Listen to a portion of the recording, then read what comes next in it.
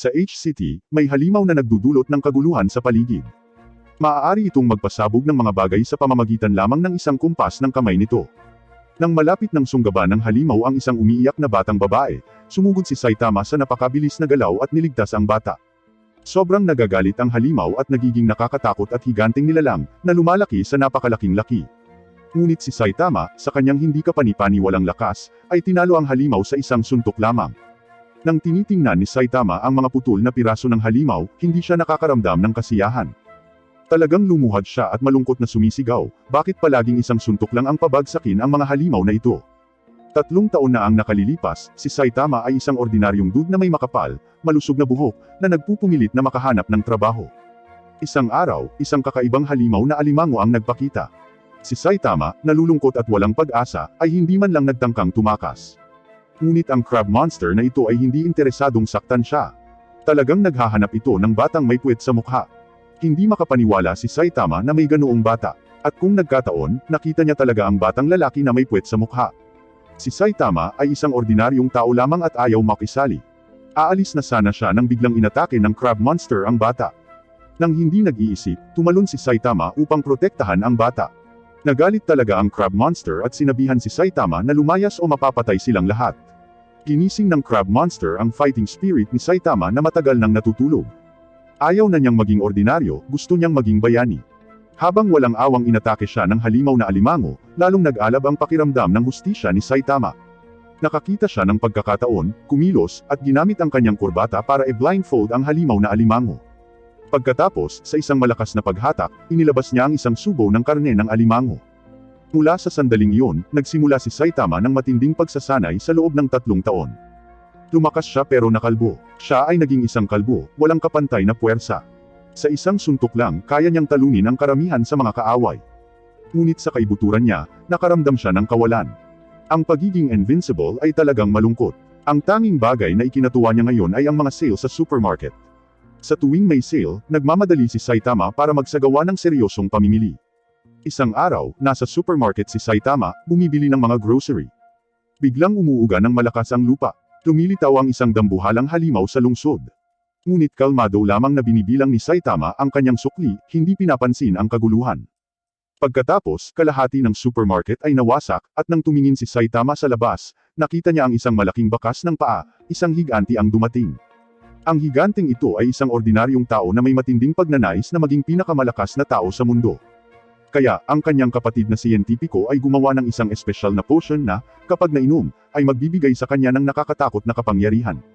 Walang pag-aalinlangan, nilagok ito ng nakababatang kapatid, at agad na nagbuga ng berdeng kinang ang kanyang katawan, na naging isang nakakatakot na higanti. Bumalik sa kasalukuyan. Sa kanyang napakalaking lakas, buong lakas na inindayog ng nakababatang kapatid ang kanyang kanang kamay, na lumilikha ng malakas na shockwave na nagreresulta sa pagkamatay ng libu-libong tao. Tumalon si Saitama sa katawan ng higanti. Sinabihan ng nakatatandang kapatid ang higanti na alisin si Saitama, na nakatayo sa kanyang balikat. Ngunit nataranta ang higanti at hindi sinasadyang nasample ang kanyang sariling kapatid, na agad na pinatay. Dahil sa labis na pagkabigla nang makita ang kanyang namatay na kapatid, inilagay ng higanti ang kanyang galit kay Saitama. Tumalon siya ng mataas sa ere at sinubukang durugon si Saitama. Naghahagis siya ng isang grupo ng mga mabilis na suntok, na lumikha ng isang malaking butas sa lupa. Ngunit sa pagtataka ng lahat, si Saitama ay nananatiling ganap na hindi nasaktan. Matikas siyang lumipad pabalik at walang kahirap-hirap na natalo ang higanti sa isang suntok lamang. Sobrang lakas, at muli, isa lang itong suntok na lumulutas sa lahat. Habang lumalakas si Saitama, lalong humiwalay ang kanyang emosyon. Ang takot, saya, at iba pang pangunahing emosyon ay unti-unting nawawala sa kanya. Ang labis na pagnanasa na minsan niyang naramdaman sa panahon ng mga laban ay nawawala rin dahil sa kanyang pagiging walang talo. Kinahangad niya ang isang kalaban na makakapantay sa kanyang lakas at makagising sa kanyang fighting spirit. Isang araw, narinig ni Saitama sa balita na may mga mutated na lamok sa lungsod. Ang mga lamok na ito ay maaaring sumipsip ng lahat ng dugo mula sa isang baka ng napakabilis. Ang mga ito ay talagang mapanganib, kaya't ang mga tao ay kailangang humanap ng masisilungan kung makakita sila ng isang pulutong ng mga lamok. Nang marinig ito ni Saitama, nakatagpo siya mismo ng lamok. Napagtanto niya na siya, ang walang katapat na bayani, ay hindi man lang makapiga nitong munting lamok. Dahil dito ay talagang determinado siyang talunin ito at patunayan ang kanyang sarili. Sa kabilang banda, isang malaking grupo ng mga lamok ang dumating na sa Z-City. Nagbigay ng babala ang gobyerno na humihimok sa mga residente na umuwi at magtago. Gayunpaman, ang ilang mga tao ay hindi nakikinig at sinasamantala ang mga walang laman na kalye upang makisali sa pagnanakaw. Nagkataon na nakatagpo nila ang kayig ng lamok at sa huli ay siniksik na tuyo na nagiging walang buhay na mga balat. Ang dahilan kung bakit naging napakalakas ng maliliit na lamok na ito ay dahil mayroong isang misteryosong tao na nagmamanipula sa kanila. Ang controller nila ay ang Mosquito Girl. Sa sandaling pinabayaan niya ang kanyang pagbabantay, isang cyborg na nagngangalang Genos ang dumating sa pinangyarihan. Sinunog niya ang lahat ng lamok, sinunog ang mga ito hanggang naging abo at nakipaglaban sa Mosquito Girl. Pinutol niya ang isa sa mga braso ni Genos, ngunit lumaban ito sa pamamagitan ng pagputol ng kanyang mga binti. Ang Mosquito Girl ay nagpatawag ng isang pulutong ng mga lamok upang suportahan ang kanyang sarili. Sa sandaling iyon, nagmamadaling pumasok si Saitama na may hawak na insecticide. Hindi pa niya nahuhuli ang lamok na gumugulo sa kanya sa bahay. Naabutan niya si Genos at habang tumitingin siya, nakita niya ang napakalaking kayig ng mga lamok na ikinagulat niya. Pinayuhan ni Genos ang kalbong lalaki na hindi man lang makakayanan ang mga lamok na tumakbo para sa kanyang buhay. Samantala, natapos na ng Mosquito Girl ang kanyang energy build-up at sumasailalim sa panibagong ebolusyon na naging mas malakas pa. Inutusan niya ang kayig ng mga lamok na umatake, ngunit nagpakawala si Genos ng electrical blast na sumunog sa buong lungsod ng mga lamok, na hindi sinasadyang nasunog din ang mga damit ni Saitama. Ang hukbo ng lamok ay nabura. Pagkatapos mag-evolve, ang lakas ng pakikipaglaban ng Mosquito Girl ay lubos na pinahusay. Walang pag-asa si Genos sa kanya, at sa lalong madaling panahon ang kanyang katawan ay naging bugbog at nabali sa ilalim ng kanyang mga pag-atake. Sa isang desperadong hakbang, isinaaktibo ni Genos ang kanyang mekanismo sa pagsira sa sarili, na nagbabalak na sumabog kasama si Mosquito Girl bilang huling paraan upang pigilan siya. Bago siya pumutok, sinampal ni Saitama si Mosquito Girl, na naging isang pool ng dugo ng lamok. Naiwan si Genos na nagtataka at lubos na kumbinsido sa kapangyarihan ni Saitama. Tahimik siyang nangakong magiging disipulo ni Saitama. Bumisita siya sa tahanan ni Saitama, na ganap na naibalik ang kanyang katawan. Bilang isang cyborg, madali niyang mapapalitan ang kanyang mga nawalang paa at muling makabuo. Sinabi niya kay Saitama ang kanyang nakaraan noong siya ay isang regular na tao. Isang araw, isang baliw na cyborg ang sumalakay sa kanilang lungsod at pinatay ang kanyang buong pamilya. Sa kabutihang palad, isang doktor na dumaan ang nagligtas sa kanya. Hiniling niya sa doktor na gawin siyang cyborg para maghiganti sa cyborg na naging sanhi ng trahedya. Ngunit kahit na 4 na taon na siyang lumaban sa kasamaan, wala pa rin siyang nakikitang mga pahiwatig tungkol sa baliw na cyborg. Si Saitama ay nakikinig kay Genos na nagsasalita ng paulit-ulit, at ito ay nagbibigay sa kanya ng sakit ng ulo. Hindi na makatiis pa, at ubiling tinanggap siya ni Saitama bilang kanyang disipulo. Sa sandaling iyon, may naramdaman si Genos na papalapit. Isang malaking berdeng praying mantis ang biglang bumaba mula sa langit at tumalon sa bahay. Gayunpaman, sa susunod na segundo, sinuntok ito ni Saitama at pinadurog-durog. May 2 pang halimaw sa labas, ngunit bago makapag-react si Genos, mabilis na natalo ni Saitama ang 2 sa kanila. Biglang hinila ng isang pares ng matutulis na kuko si Saitama sa ilalim ng lupa, at lumabas na may isang haring leon na nagtatago sa dumi. Gayunpaman, nakita ni Saitama na nakakainip ito at humikab. Siya ay tamad na lumabas sa butas at mapaglarong nakipag-ugnayan sa Lion King saglit bago ito tinapos sa isang suntok. Napagtanto ng mole monster na hindi maganda ang mga bagay at sinubukan nitong tumakas sa ilalim ng lupa, ngunit hindi sinasadyang nabangga nito ang malaking mukha ni Saitama at natalo kaagad. Sa kabilang banda, natalo na ni Genos ang armored gorilla, na ngayon ay nakaluhod at nagmamakaawa, na inihayag ang utak sa likod ng lahat ng ito. Isinalaysay niya ang kwento ni Dr. Genos, isang napakatalino na batang siyentipiko na gumawa ng maraming kahangahangang kontribusyon sa lipunan. Nais niyang makamit ang susunod na ebolusyon ng sangkatauhan, kaya nagsimula siya sa pananaliksik na tumagal ng ilang dekada. Sa oras na siya ay umabot sa 70 taong gulang, sa wakas ay nakamit niya ang kanyang mga ideal na resulta. Nagbago siya pabalik sa isang kabataan at kalaunan ay natuklasan ang sikreto sa immortalidad, na lumikha ng maraming mga clone ng kanyang sarili. Nais niyang magtatag ng isang mundo ng ebolusyon. Gumawa siya ng ganap na bagong species tulad ng armored gorilla. Nagkaroon ng interes si Dr. Genos sa katawan ni Saitama at gustong kunin siya para sa mga layunin ng pananaliksik. Tinanong ni Genos si Saitama kung kailan nila dapat hanapin si Dr. Genos, at nagpasya si Saitama na pumunta sila ngayon dahil may malaking sale sa supermarket sa susunod na araw, at gusto niyang mamili. Narinig ng armored gorilla ang kanilang pag-uusap at mabilis na nagulat kay Dr. Genos. Nang matanggap ang balita, si Dr. Genos ay natakot. Si Saitama at Genos ay nag-sprint sa daan at dumating sa pasukan ng pasilidad ng pananaliksik. Tumangala sila at nakitang marami itong palapag. Sa sobrang tamad na umakyat sa hagdan, si Genos ay nagpakawala ng malakas na shockwave, na nagbubura sa buong gusali. Ang pasukan sa underground base ay nakalantad sa harap nila. Sa basement, walang ibang pagpipilian si Dr. Genos kundi palayain ang Carnage Kabuto. Ipinakita ni Dr. Genos kay Carnage Kabuto ang isang larawan ni Saitama at itinuro si Saitama na abala sa pagpisil ng kanyang ilong. Sabi niya, ang taong ito ay napakalakas, at ikaw lang ang makakahawak sa kanya. Nang marinig ito ni Carnage Kabuto, sinabi niya, kung gayon, kailangan ko siyang makilala. Kinuha ni Carnage Kabuto si Dr. Genos at nagmamadaling umalis para hanapin si Saitama. Nang sa wakas ay magkaharap na sila, sinuntok ni Carnage Kabuto si Genos ng isang malakas na kamao. Pagkatapos, inanyayahan niya si Saitama sa isang tunggalian sa arena ng labanan.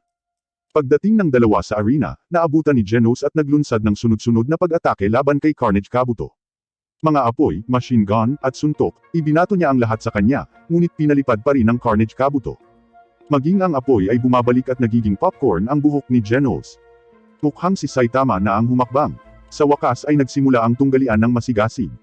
Unang umatake ang Carnage Kabuto, lumilipad sa paligid ni Saitama. Ngunit nakakatakot ang tingin lamang ni Saitama sa kanya. Mabilis siyang umatras ng 100 metro, pawis na pawis at nakasandal sa dingding. Nagtataka si Saitama, nagtataka kung bakit takot na takot si Carnage Kabuto. Kawawang Carnage Kabuto, nanginginig pa rin sa takot. Sa kanyang mga mata, tila maraming kahinaan si Saitama, ngunit sa kaibuturan ng kanyang kalooban, sinasabi sa kanya ng kanyang mga instinct na mayroong isang mapanganib na lihim na nakatago sa loob. Desperado na malaman kung bakit napakalakas ni Saitama, naglakas loob si Carnage Kabuto na tanungin siya. Hindi nagpapigil si Saitama at tapat na ibinahagi ang kanyang sikreto sa tagumpay. Ipinaliwanag niya na ang lahat ay nagmumula sa mahirap na pagsasanay, pagtitiis ng 3 taon ng mga bagyo at mahihirap na panahon. Araw-araw, gumagawa siya ng 100 push-up, sit-up, at squats, at tumatakbo ng 10 kilometro. Idiniin din ni Saitama ang kahalagahan ng isang malusog na dieta at pagtitiis sa lahat ng panahon ng hindi gumagamit ng air conditioning, kahit na nangangahulugan ito ng pagkawala ng kanyang buhok. Ito ang dahilan kaya lalo siyang naging makapangyarihan. Ang iba ay naiwang ganap na nalilito sa kanilang narinig. Hindi sila makapaniwala na ang gayong hindi kapani-pani walang kapangyarihan ay nagmumula lamang sa regular na ehersisyo. Sila ay napaisip ng paano ito posible. Ang Carnage Kabuto, na nakakaramdam ng inis sa casual na ugali ni Saitama, ay nagalit. Ina-activate niya ang kanyang Carnage mode at sinimulang salakayin si Saitama. Napagtanto ni Saitama na ang malaking discount sa tindahan ay nangyayari sa araw na iyon sa halip na sa susunod. Kaya, nang madali, tinalo ni Saitama ang Carnage Kabuto at pagkatapos ay sumama kay Genos upang makuha ang lahat ng kamanghamanghang deal sa araw ng discount. Matapos itong masaksihan, sumuko si Dr. Genos sa kanyang mga plano para sa artificial na ebolusyon at napagtanto na siya ang kailangang gumawa ng pagbabago. Isang araw, isang grupo ng mga kalbong lalaki ang masugid na nagbibigay ng mga talumpati sa kalye, nagtatanong kung bakit kailangang magtrabaho ang mga tao at kung bakit kailangan nilang magbayad para sa pagkain. Iminumungkahi nila na ang lahat ay dapat na ibahagi lamang ang lahat. Pakiramdam nila ay nakulong sila sa kanilang mga trabaho araw-araw at naniniwala na ang kalayaan ay isang hangal na konsepto lamang. Nagkaisa sila at nagpasya na baguhin ang mundo ng magkasama. Nagsalita sila ng nagsalita, ngunit walang pumapansin sa kanila. Kailangan nilang dalhin ang mga bagay sa kanilang sariling mga kamay. Nagbanggit sila ng mga slogan at naghahanda na give-in ang mansyon ng pinakamayamang tao sa lungsod, si Zaniro. Naniniwala sila na ang gayong magarbong gusali ay sigurado na ginawa gamit ang ill-gotten money. Armado ng mga ninakaw na kagamitan, naghagis sila ng suntok at ibinagsak ang buong gusali.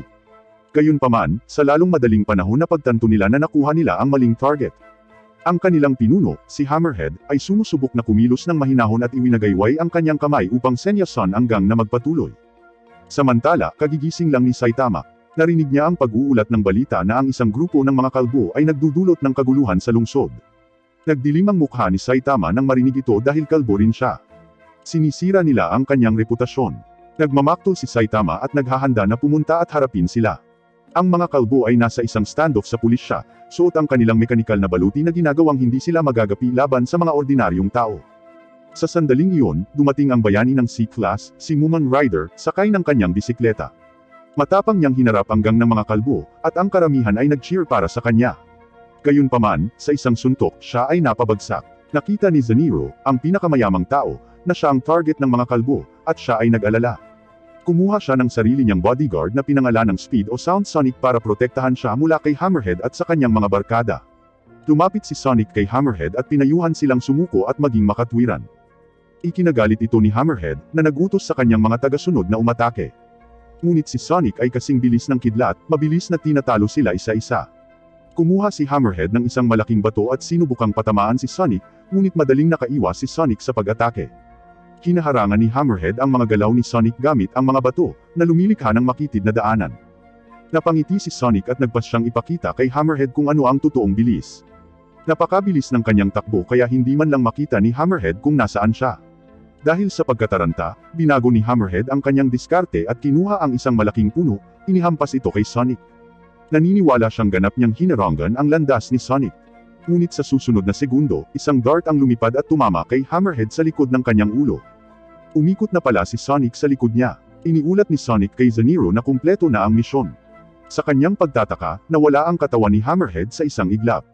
Si Hammerhead, kahit na may nakatusok na dart sa kanya, ay nakakatakas. Sa kanyang paglalakbay, nakasalubong ni Hammerhead si Saitama. Pareho silang kalbo kaya ipinapalagay ni Hammerhead na gustong sumali ni Saitama sa kanilang gang. Ngunit sa kanyang pagtataka, gusto talaga siyang talunin ni Saitama. Malakas na suntok ang ibinato ni Hammerhead kay Saitama, ngunit walang epekto. Nananatiling ganap na hindi nasaktan si Saitama. Galit na galit si Hammerhead at nagpas siyang ipakita kay Saitama ang kanyang tunay na kapangyarihan. Pinakawalan niya ang kanyang ultimate move. Iniisip ni Saitama na ang kalbo na ito ay medyo nagpapaalala sa kanya ng kanyang sariling pagkabata, kaya nagpasya siyang pagbigyan siya ng kaunti. Hinawakan ni Saitama ang kamay ni Hammerhead at naghatid ng banayad na hampas ng siko, na nabasag ang kanyang kasuotan sa labanan. Si Hammerhead, na ngayon ay hubad at walang pagtatanggol, ay mabilis na sumuko at humingi ng awa, na sinasabing ayaw lang niyang magtrabaho at ang kanyang krimen ay hindi karapat-dapat sa kamatayan. Si Saitama, bilang isang mabait na bayani, ay nagbibigay sa kanya ng awa, at agad na nagsimulang tumakbo si Hammerhead ng galit na galit habang ganap na hubad. Habang papaalis na si Saitama, biglang lumitaw si Sonic at nakita ang kanyang makintab na kalbo na ulo, na pagkakamalang kakampi ni Hammerhead. Ipinaliwanag ni Saitama na siya ay isang bayani na lumalaban para sa hustisya, ngunit hindi siya kinikilala ni Sonic.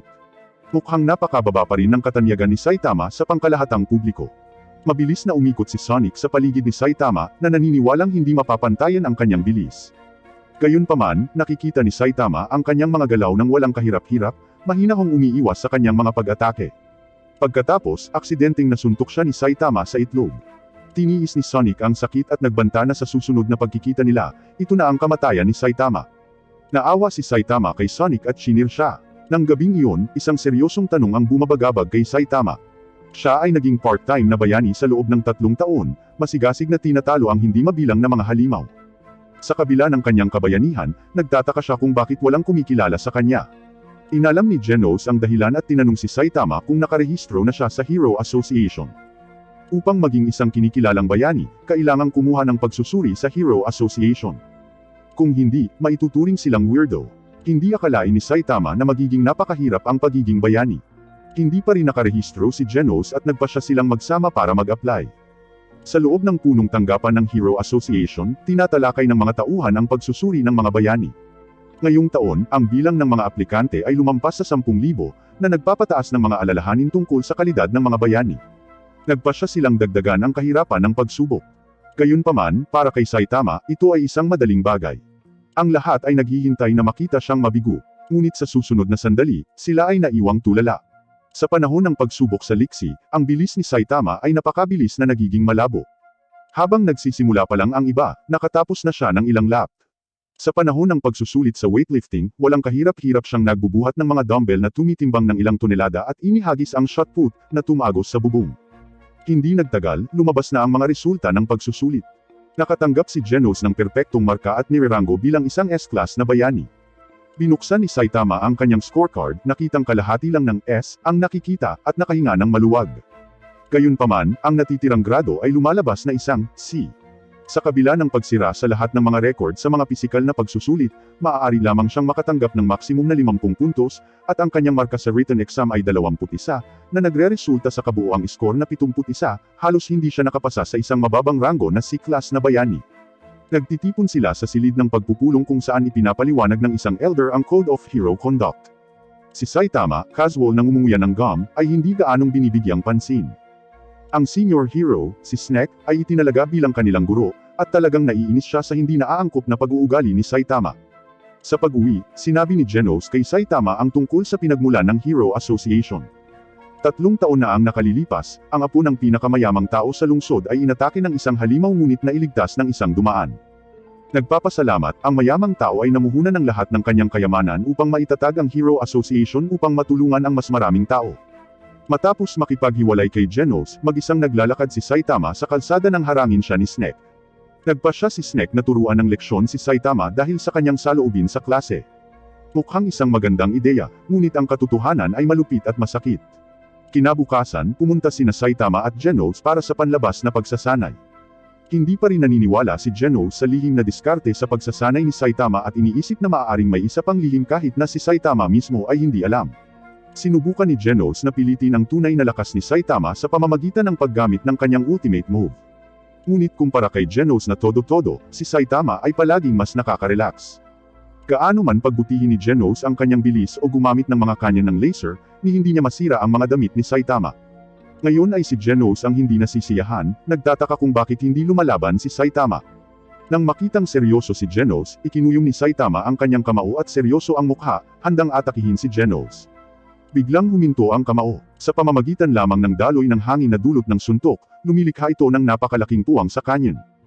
Kung tumama ito sa mukha ni Genos, malamang na kailangan niya ng daan-daang plastic surgery para maibalik muli ang kanyang sarili. Pinagmamasdan ni Genos ang likod ni Saitama at napagtanto na ang kanilang mga kakayahan ay nasa ganap na magkakaibang antas. Pagkatapos ng kanilang pagsasanay, pumunta sila sa isang noodle shop para kumain at napansin ang 50,000 yen bounty challenge para sa isang kampyon na kumakain.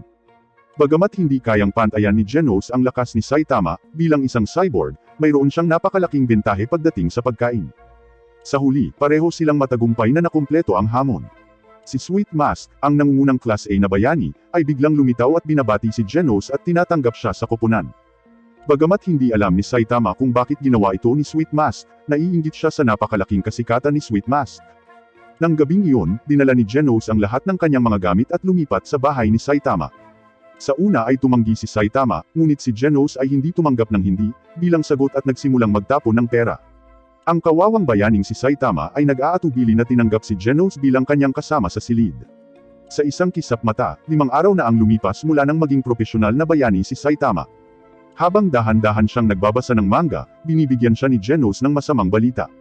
Kung hindi maalis ng isang C-class na bayani ang kasamaan sa loob ng isang linggo, mapapatalsik sila sa asosasyon. Bagamat hindi masyadong makapangyarihan ang mga C-class na bayani at nakikitungo sila sa mga maliliit na kriminal tulad ng mga snatcher, magnanakaw, at mamamatay tao, ang kanilang malaking bilang ay nagpapatibay sa kompetisyon. Kung huli silang umalis, wala nang magnanakaw pa. Nagulat si Saitama matapos itong marinig. 5 araw na ang nakalipas mula nang magsimula ang linggo, at 2 araw na lang ang natitira sa kanya. Nauubos ang oras. Mabilis niyang isinuot ang kanyang mga damit at sumugod sa mga kalye at eskinita. Matapos ang isang buong araw na paghahanap, halos mabulag ang kanyang mga mata, ngunit wala siyang nakitang masamang tao. Masyadong payapa ang bayan. Napabuntong hininga si Saitama sa pagkadismaya at nagpasyang subukang muli bukas. Gayunpaman, sa susunod na araw, ang lungsod ay nakakainis pa rin na mapayapa. Huling araw na niya para maiwasang matanggal sa trabaho, at nababalisa si Saitama nang biglang lumitaw si Sonic. Siya ay gumaling mula sa kanyang mga sugat at dumating upang maghiganti kay Saitama. Ngunit bago matapos ni Sonic ang kanyang mga pagbabanta, pinatigil siya ni Saitama, na sinasabing abala siya sa paghahanap ng masasamang tao at wala siyang oras para sa pag-ungol ni Sonic. Agad na nagalit si Sonic at inihampas ang kanyang espada sa kanya. Sa gulat ng lahat, kinagat ni Saitama ang espada at binasag ito gamit ang kanyang mga ngipin. Naiwang tulala si Sonic. Sa sandaling iyon, nagpapakita ang C-class na bayani na si Tank Top Tiger. Nakatanggap siya ng ulat na ang kalbong ito ay may kainahinala sa pagkilos kahapon at bumalik ngayon. Nagalit si Saitama dahil talagang sinusubukan niyang gumawa ng mabubuting gawa. Naiinis siya ni Sonic at inihagis niya ang kanyang exploding shuriken kay Tank Top Tiger, na pinilit siyang umatras. Upang pukawin si Saitama na labanan siya, sinimulan ni Sonic na magdulot ng pagkawasak sa buong lungsod. Biglang napagtanto ni Saitama na si Sonic ay isang handa na tagumpay para sa kanya. Sinuntok niya si Sonic, tinapos ang kanyang gawain, at pinapunta si Sonic sa kulungan. Samantala, sa kabilang panig ng City Z, tahimik na dumapo ang isang basa at malansa na si Combo Infinity. Sa punong tanggapan ng ACT Hero Association, sinusuri ng matataas na opisyal ang mga ulat ng investigasyon na isinumite mula sa iba't ibang base. Ang bayani na responsable para sa Q-City, si Watchdogman, ay hindi nag-uulat ng mga abnormalidad. Si Watchdogman ay isang S-class na bayani na mukha at umaasal na aso, at laging tahimik. Ang mga ulat mula sa W-City, H-City, D-City, at B-City ay hindi rin nagpapakita ng mga abnormalidad. Tanging ang CTZ lang ang nabigong magsumite ng ulat sa oras. May nagulat na isang mapanganib na halimaw ang nakatago sa CTZ. Nagpasya ang punong tanggapan na magpadala ng 2 A-class na bayani, sina Golden Ball at Spring Mustachio, sa lugar. Dumating sila sa mapanglo na labas ng CTZ, na naging ghost town dahil sa madalas na pagpapakita ng halimaw. Ang upa dito ay mura, kaya angkop ito para sa mga matatapang na tao na may kaunting pera, tulad ni Saitama. Habang humihinto ang 2 bayani sa kalsada, isang madilim na anino ang sumilay sa kanilang likuran. Mabilis silang humabol at nakatagpo si Combo Infinity. Nagtagpo sila sa isang eskinita, at agad na umatake si Golden Ball, na nagpaputok ng malalakas na gintong bola. Gayunpaman, si Combo Infinity ay walang kahirap-hirap na pinalihis ang mga ito, na nag-iiwan lamang ng maliliit na gasgas. Nag-counter-attack si Combo Infinity, hinampas si Golden Ball sa isang pader, na naging sanhi ng pagkahimatay niya. Ginawang espada ni Spring Mustachio ang kanyang panyo at nakisali sa isang mahusay na labanan sa espada. Habang siya ay mukhang kalmado, siya ay lihim na nagpapadala ng isang senyas ng pagkabalisa para sa tulong. Ang punong tanggapan ay tumatanggap ng mensahe at nagpapadala ng signal ng pagkabalisa. Pagkarinig ng balita, ang ibang mga bayani ay sabik na sumama sa laban. Nang malapit nang umalis si Combo Infinity pagkatapos talunin ang kanyang mga kalaban, nakatagpo niya si Saitama, na kagagaling lang sa grocery shopping. Nang walang pag-aalinlangan, sinubukan niyang salakayin si Saitama, na punta lamang sa palayok ng sariwang combo na sopas ni Saitama. Ang mga bayani ay dumating ng huli para sa pagsagip, ngunit natagpuan lamang ang isang ginibo na gusali sa pinangyarihan. Nakita nila ang kalahating nalunod na damong dagat at napagpasyahan nila na isang mas malakas na halimaw ang nakatago dito. Mula noon, sa tuwing binabanggit ang CTZ, kapwa-tao at halimaw ang nakakaramdam ng takot. Isang araw, nakita ng headquarters ng Hero Association ang isang higanteng meteorite na lumilihis sa landas nito, na nakatakdang bumagsak sa ZCT sa loob ng 35 minuto. Ito ay isang kalamidad na maaaring lipulin ang buong lungsod. Mabilis nilang ipinatawag ang mga kalapit na bayani ng S-Class para sa suporta. Si Genos lang at ang third-ranked S-Class hero, si Bang, ang lumalabas. Ang iba pang mga bayani ay masyadong natakot at tumakas. Sinabi ni Bang kay Genos na umalis at iligtas ang kanyang sarili, ngunit tumanggi si Genos. Alam niya na kapag tumama ang meteorite, hindi lang ZCT kundi lahat ng kalapit na lungsod ang masisira, at ang mga tao ay hindi magkakaroon ng oras upang makatakas. Dagdag pa, ang idolo ni Genos, si Saitama, ay nasa lungsod pa rin. Sa sandaling ang mga bagay ay tila walang pag-asa, isang bayani na tinatawag na Metal Knight, na nasa ika-7 ranggo sa S-Class, ay dumating upang subukan ang isang bagong sandata laban sa meteorite. Gayunpaman, ayaw niyang makipagtulungan sa iba pang bayani upang matigil ang krisis. Sa tingin niya ay kaya niya itong mag-isa. Ngunit sa kasamaang palad, hindi napigilan ng kanyang magarbong mga sandata ang pagbagsak ng meteorite. Sa 33 segundo na lang ang natitira, nagpasya si Genos na gamitin ang kanyang pinakamalakas na pag-atake, ang Incineration Cannon, upang ihinto ang meteorite. Nag-aalala siya na maaaring hindi ito gumana, ngunit hinihikayat siya ni Bang na magtiwala sa kanyang instincts at huwag mag-overthink. Kinokolekta ni Genos ang lahat ng kanyang enerhiya at nagpaputok sa meteorite, ngunit pinapabagal lamang nito. Habang malapit nang bumagsak ang meteorite, biglang lumitaw si Saitama. Hiniling ni Saitama kay Bang na alagaan si Genos at pagkatapos ay tumalon sa hangin, na naghahatid ng isang malakas na suntok sa meteorite. Nagkapira-piraso ito at nagdudulot ng maraming pinsala, ngunit mas mabuti ito kaysa sa direktang tumama sa lungsod. Dahil sa kanilang heroic efforts, tumaas ang kanilang ranking sa Hero Association. Ang rango ni Saitama ay tumataas mula sa ika-342 na posisyon sa C-Class hanggang sa ika-5 na posisyon sa C-Class. Isang araw, lumabas si Saitama ng mag-isa, umaasang makakahanap ng gagawin. Sa hindi inaasahang pagkakataon ay nabangga niya ang Tank Top Tiger at ang kanyang kapatid na si Tank Top Black Hole. Naiinggit ang magkapatid na Tank Top sa tumataas na rango ni Saitama at gusto nila siyang turuan ng leksyon. Malakas na bumulala si Tank Top Black Hole, ikaw ang naging sanhi ng lahat ng pagkawasak na ito sa lungsod. Nagtipon siya ng grupo ng mga galit na mamamayan na sinisisi si Saitama sa pinsala. Binabaliwala nila ang katotohanang talagang iniligtas ni Saitama ang lahat sa pamamagitan ng pagsira sa meteor. Kahit sa internet, may mga taong galit na bumabatikos sa kanya, na iniisip na siya ang sumira sa lungsod. Hindi nila naiintindihan na kung wala si Saitama, ang lungsod ay nawasak ng meteor. Ang magkapatid na Tank Top na kumikilos ng matuwid, ay lumapit kay Saitama ng may galit. Sinubukan siyang atakihin ni Tiger ngunit napaatras siya ng isang suntok mula kay Saitama. Sumunod ang Black Hole, ngunit hindi niya kayang saktan si Saitama kahit kaunti. Sa wakas, hindi na kinaya ni Saitama. Sumigaw siya na wala siyang ginawang mali at ipinaliwanag niya na siya ay isang bayani dahil tinatangkilik niya ito, hindi para sa kanilang paghanga. Sinabi niya sa kanila na maaari nilang kamuhian siya sa lahat ng gusto nila dahil wala siyang pakialam sa kanilang mga opinyon. Habang sinasabi ni Saitama ang kanyang isip, dumating si Genos at pinatigil siya. Sa mga mata ni Genos, walang mas mahusay kaysa kay Saitama. Hindi kailangang makipagtalo ni Saitama sa mga taong iyon. Hindi man siya kilalanin ng lipunan, palagi siyang susundin ni Genos. Sa araw na iyon, lumitaw ang isang higanteng halimaw na Seafolk sa lungsod, na nagpahayag ng intensyon nitong pamunuan ang sangkatauhan. Ngunit nakatagpo kaagad nito si Saitama at mabilis na pinagsisihan ang desisyon nito. Dahil sa engkwentro na ito, tumaas ang ranggo ni Saitama sa pangalawang posisyon sa C-Class. Gayunpaman, mas maraming mga halimaw na Seafolk ang nagsimulang lumitaw sa ibang mga lungsod, na mayabang na ipinapahayag ang kanilang pagnanais na mamuno sa mga tao. Si Stinger, isang bayani na nirerango sa ika-11 sa A-Class, ay nangunguna at nakikipaglaban sa iba't ibang halimaw ng Seafolk gamit ang isang sandata na mukhang mahabang sibat. Bagamat mas marami, si Stinger ay may tiwala sa paghawak sa mga nilalang na ito. Sa lalong madaling panahon, natalo niya ang huling 4 na Seafolk na may malakas na pag-atake na tinatawag na Gigantic Drill Stinger Quadruple Thrust.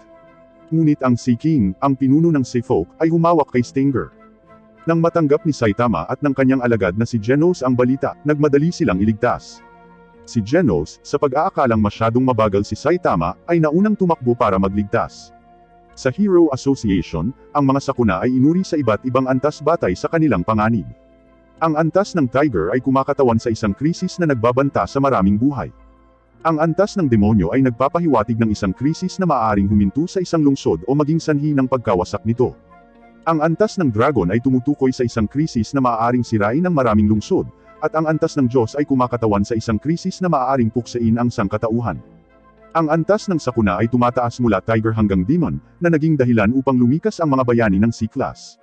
Gayunpaman, si Mumen Rider, isa ring C-Class na bayani, ay sumasalungat sa agos at nagpasya na pigilan ang Sea King. Samantala, dumating ang iba pang mga bayani upang sumuporta. Ang isa sa kanila ay si Lightning Max, na minamaliit ang kapangyarihan ng Sea King at napatalsik sa isang suntok. Sa kabutihang palad, ang pinakamababang ranggo na S-Class na bayani, si Puri Puri Prisoner, ay dumating sa tamang oras upang masalo siya. Si Puri Puri Prisoner ay mukhang matigas sa labas ngunit may mabait na puso sa loob, laging gustong protektahan ang mga gwapong lalaki mula sa pinsala. Si Sonic, na nagtagumpay upang makatakas mula sa bilangguan, ay nagpasya na harapin ang hari ng dagat. Si Sonic ay hindi kapani-paniwalang mabilis at nahuhulaan ang mga galaw ng Sea King. Siya ay walang kahirap-hirap na umiiwas sa kanyang mga pag-atake at paminsan-minsan ay sumasalungat. Humanga si Sonic sa sarili niyang kakayahan, sa pag-aakalang siya ang pinakamalakas.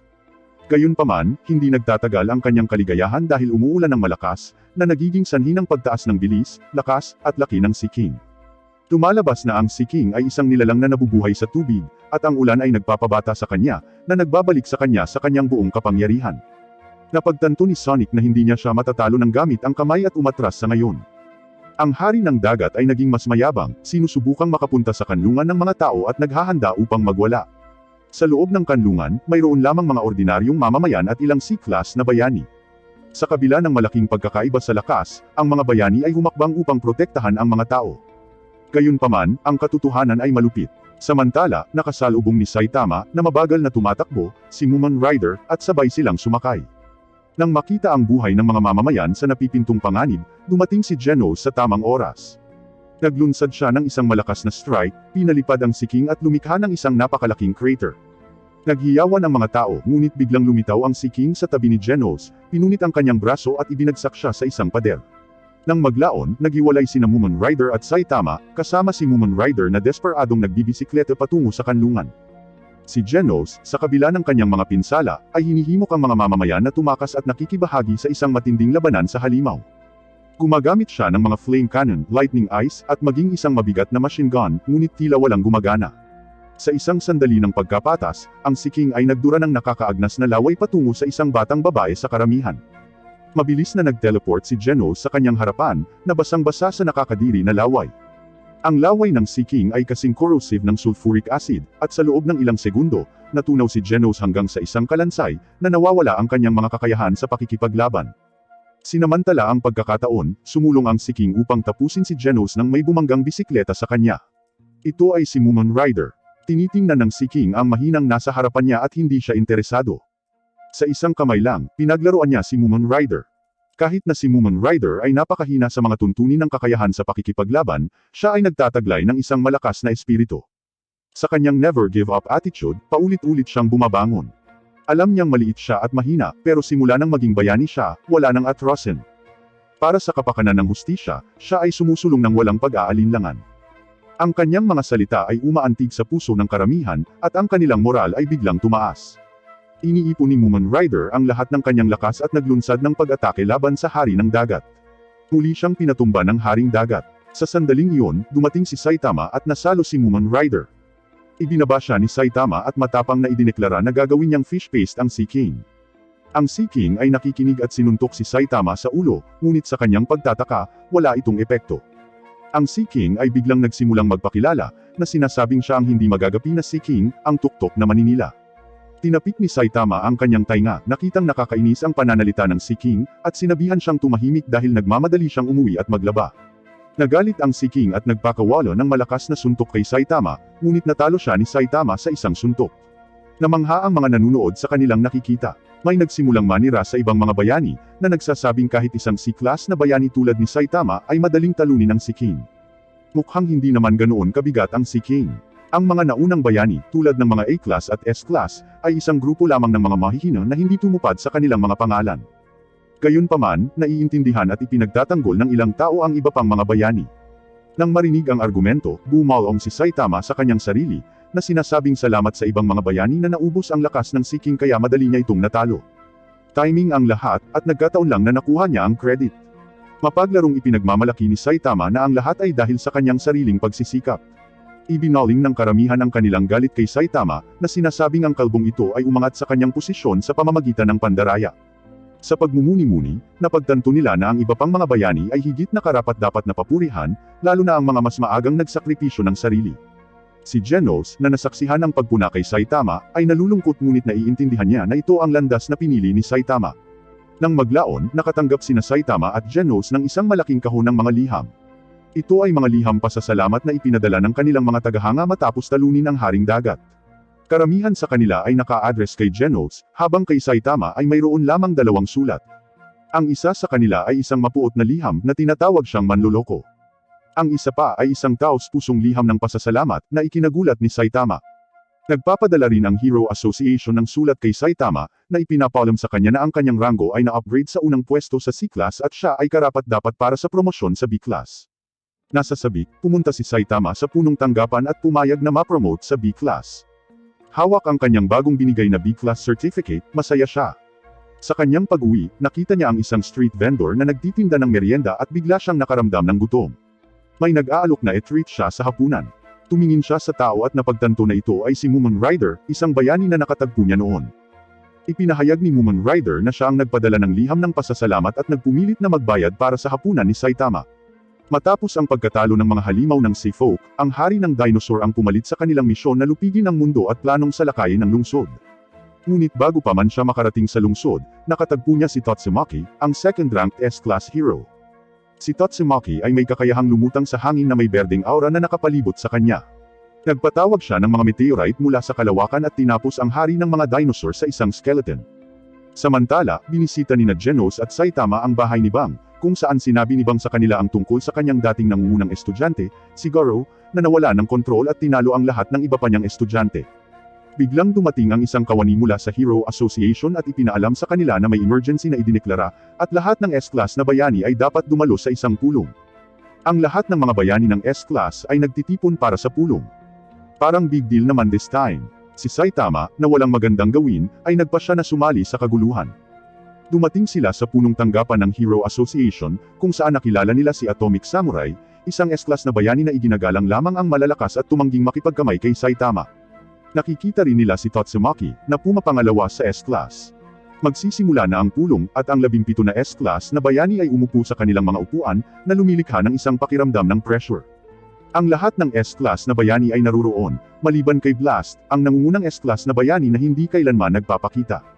Si Saitama, na nasa ika-63 na pwesto sa B-class ay sumali rin sa pulong. Sa wakas ay dumating na ang pinuno ng asosasyon na si Sage. Malungkot niyang ipinaalam sa lahat na ang dakilang manghuhula, si Madam Shibabawa, ay pumanaw na. Nagulat ang lahat dahil si Shibabawa ay isang tunay na propeta na tumpak na mahulaan ang pagdating ng mga halimaw. Ang kanyang huling mga salita ay ang Earth ay nasa problema. At ang sakuna ay mangyayari sa loob ng 6 na buwan. Iyon ay maaaring mangyari ngayon o maaaring mangyari bukas. Biglang inatake ang gusali ng punong tanggapan. Pinamunuan ng Sky King ang kanyang mga alipores na may ambisyosong intensyon na sakupin ang ibabaw. Gayunpaman, bago sila makakilos, sila ay agad na napawi. Ang Sky King ay nahati sa kalahati, at lumitaw ang isa pang halimaw na pinangalanang Melzargard. Sa likod niya ay isang napakalaking alien na spaceship, at habang nagsisimula ang mga makina, ang buong ACT ay nawasak. Mabilis na kumilos ang mga bayani upang imbestigahan ang sitwasyon. Nakarating si Saitama sa rooftop at nakita ang spaceship. Balak niyang pumasok sa loob at tingnan ito nang biglang may umatake na missile papunta sa kanya. Umiwas si Saitama at sinipa ang mga missile pabalik sa spaceship. Samantala, ang multi-headed monster na si Melzargard ay may kakayahan na agad na muling buuin, gaano man ito inaatake. Sinabang, Metalbat, at Puri-Puri Prisoner ay sumali sa labanan at nagpakawala ng mga pag-atake kay Melzargard. Habang ang ilang mga bayani ay nasa rooftop at tinatalakay kung paano lumapit sa spaceship, nasa loob na si Saitama, halos lipulin ang mga alien na nilalang. Nakatagpo niya si Groribus, isa pang alien, at natalo siya sa isang suntok. Si Saitama ay patuloy na nagdudulot ng kalituhan sa sasakyang pangkalawakan, na sinisira ito ng husto. Curious si Saitama kung sino ang namamahala sa spaceship. Ang hindi niya nalalaman, naghihintay sa kanya ang Cosmic Overlord na si Boros. Sa loob ng command room, isang alien na nagngangalang Heryuganship ang nanunood kay Saitama na nagwawasak sa screen at hindi niya maiwasang maglabas ng ilang alien na sumpa na salita. Si Boros, na hindi mapakali, ay nagutos kay Heryuganship at dalawa pang nangungunang mandirigma na tapusin ang kanilang kalaban. Pawis na pawis si Heryuganship dahil natalo na ni Saitama ang isang nangungunang mandirigma na nagngangalang Groribus, habang ang isa, si Melzargard, ay nakikipaglaban pa rin sa mga bayani sa lupa. Si Melzargard ay nabugbog sa mga durog na bato ni Puri-Puri Prisoner. Pero parang wala siyang pakialam. Ang kanyang napakabilis na healing powers ay nagpapagaling sa kanya, at sinuntok niya si Puri-Puri Prisoner. Mabilis na tumalon si Bang, hinaranggan ang pag-atake at pinalipad si Melzargard. Napagtanto ni Melzargard na ang kanyang mga kaaway ay matigas, kaya nagpasya siyang tawagan ang sasakyang pangkalawakan para sa isang pambobomba sa lupa. Ang mga bayani ay magkatabing lumalaban, sumusulong at nagtutulungan. Ang isa ay naghahampas ng espada habang ang isa naman ay naghahagis ng suntok. Ang eksena ay puno ng nakakasilaw na swordplay at mabilis na suntok. Kahit gaano karaming beses muling buuin ang halimaw, patuloy itong binabasag ng mga bayani. Biglang napansin ni Metalbat ang isang marmol. Natarante si Melzargard nang makita niyang nasa kamay ni Metalbat ang marmol. Tila may sekreto ang marmol. Iniindayog ni Metalbat ang kanyang bat ng buong lakas, na nabasag ang marmol na naging pulbos. At ang isa sa mga klon ng halimaw ay nawala kasama nito. Nalaman ng mga bayani ang trick at mas kumpiyansa. Kung mahanap at durugan nila ang lahat ng mga marbles, maaari nilang talunin si Melzargard. Samantala, sa spaceship, nakipag-ugnayan si Heryuganship kay Saitama gamit ang telepathy at binalaan siyang umatras. Inosenteng sinabi ni Saitama na naligaw siya at hindi makahanap ng daan palabas kahit na gusto niyang umalis. Sa wakas ay nakahinga ng maluwag si Heryuganship at itinuro ang labasan, na nagmumungkahi na lumiko si Saitama sa kanan. Ngunit ang ekspresyon ni Saitama ay nagiging masama habang siya ay lumiliko sa kaliwa. Si Heryuganship ay nagiging ganap na naguguluhan. Nang walang ibang pagpipilian, inihayag ni Heryuganship ang kanyang tunay na anyo at hinarap si Saitama. Ipinagmamalaki niya ang pagiging nangungunang telekinetic master ng universo, na kayang kontrolin ang mga pag-atake gamit ang kanyang isip. Sinusubukan niyang batuhin si Saitama gamit ang kanyang isip, ngunit hindi ito nakakaapekto sa kanya. Nagalit si Heryuganship at ginamit ang kanyang isip para kontrolin ang gravity, sinusubukang pigilan si Saitama sa kanyang mga landas. Ngunit si Saitama ay mas malakas kaysa sa isang black hole, at ang mga pag-atake ni Heryuganship ay hindi maaaring hawakan siya. Tinutuya siya ni Saitama na sinasabing marunong lang siyang maghagis ng mga bato. Binato siya ni Saitama ng maliit na bato kaya nahati ang ulo ni Heryuganship.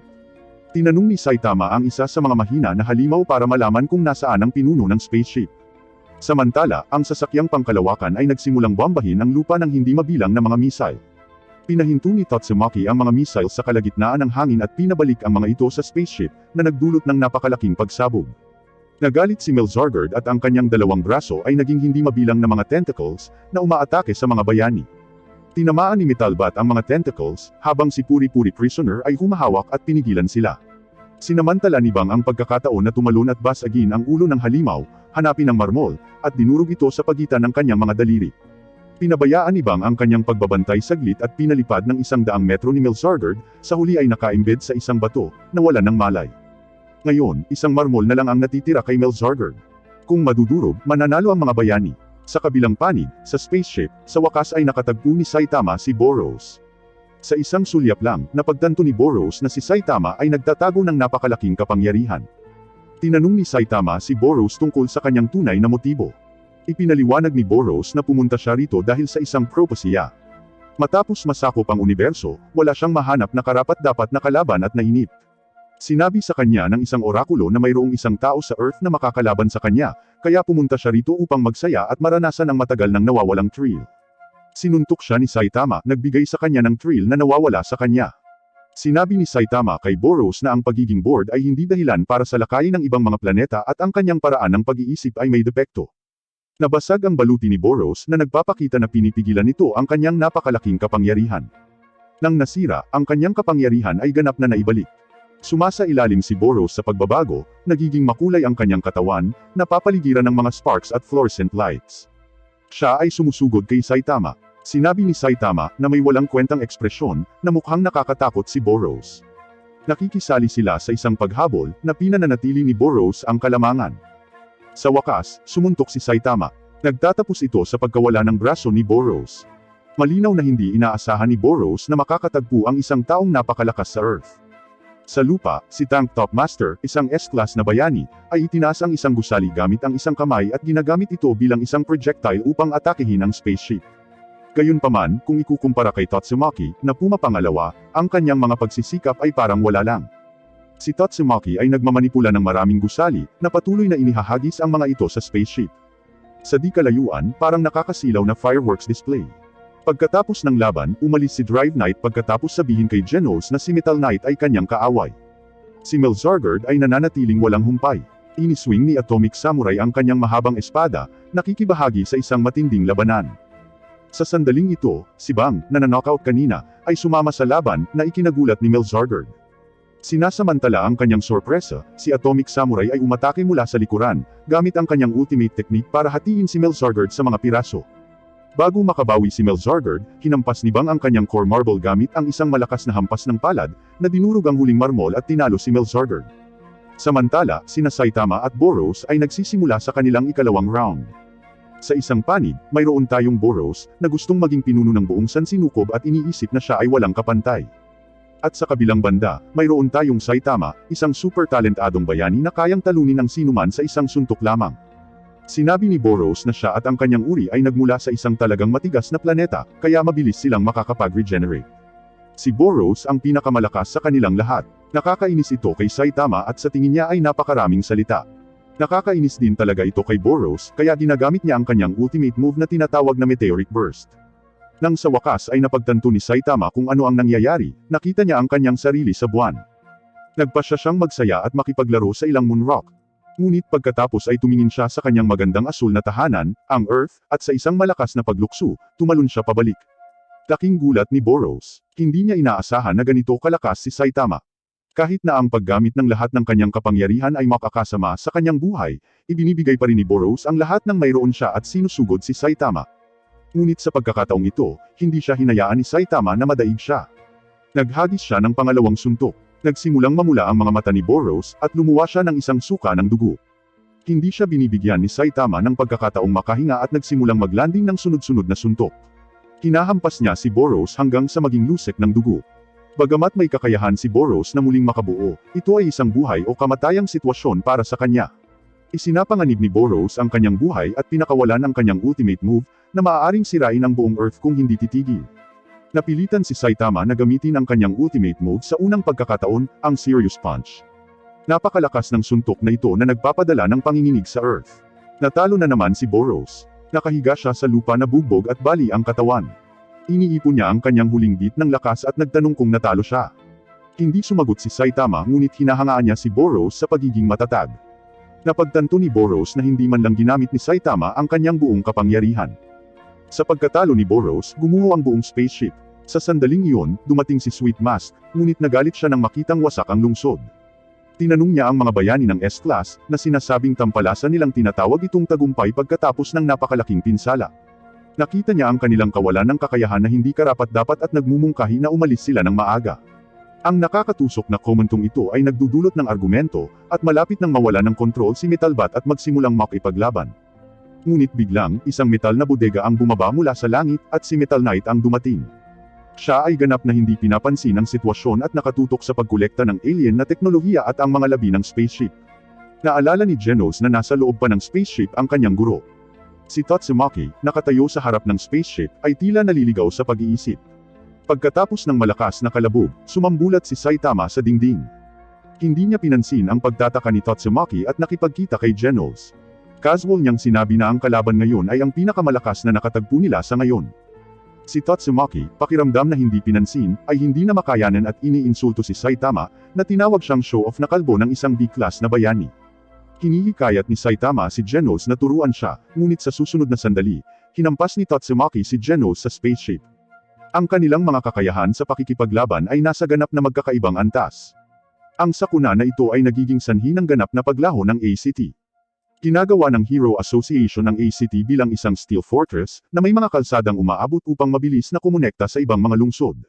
At doon nagtatapos ang unang season ng One Punch Man. Kaya, ngayon alam na natin na ang kaaway ni Genos ay si Metal Knight. Magkakaroon ba sila ng showdown sa second season? At hindi pa ipinahayag ni Saitama ang kanyang kahinaan. Malalaman ba ito sa susunod na season? Ere-recap ko ang season 2 sa lalong madaling panahon. Kaya siguraduhin mag-subscribe sa aking channel at magkita-kita tayo. Salamat sa panunood.